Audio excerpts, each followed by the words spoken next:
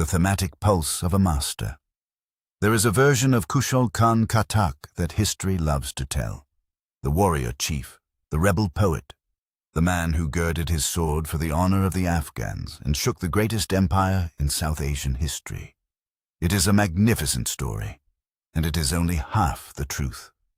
Because if you open the Dīwān, all 45,000 couplets of it, and read it in full, you find something that the nationalist tradition has consistently chosen to look away from. You find a man of astonishing emotional range.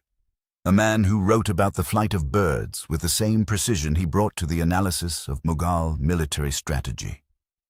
A man who wrote love poetry of such tender vulnerability that it sits alongside the most celebrated ghazals in the Persian tradition. A man who never, in any phase of his life, or no matter how dark, stopped writing about beauty. Look at Phase 1, the years of Mughal service.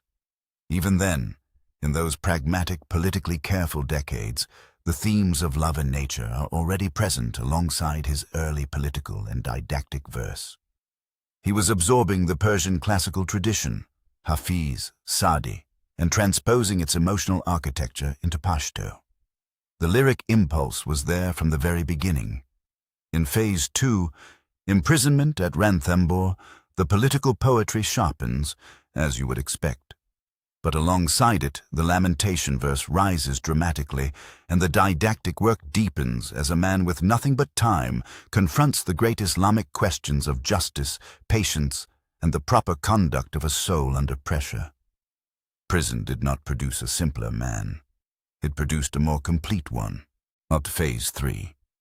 Armed resistance, the great Pashtun revolt, is the moment the nationalist tradition freezes in amber. And yes, this is when the political and resistance verse reaches its peak intensity. The war ghazals, the shaming qasidas, the tribal mobilization poetry that set the Khyber Mountains on fire. But here is what that selective reading misses. Even in Phase 3, the love and nature poetry never stops. Even in the years when he was organizing multi-tribal coalitions against an imperial army, Khushal Khan was still writing about the rose, the nightingale, the beloved's eyes. The full man never collapsed into the single role history assigned him, and in Phase 4, exile, betrayal, the final years at Shra Kware, a profound shift occurs. The political resistance verse subsides. What rises in its place, while to extraordinary heights, is the lamentation and philosophical verse. Meditations on mortality, on the treachery of sons, on what remains of a man's life when the world has taken everything worldly from him. This is the poetry that scholars who go beyond the nationalist selection consistently identify as his most philosophically mature work. It is the voice of a man who has fought everything there is to fight and arrived, finally, at the deepest questions. The lesson of this thematic chart is not complex, but it is essential.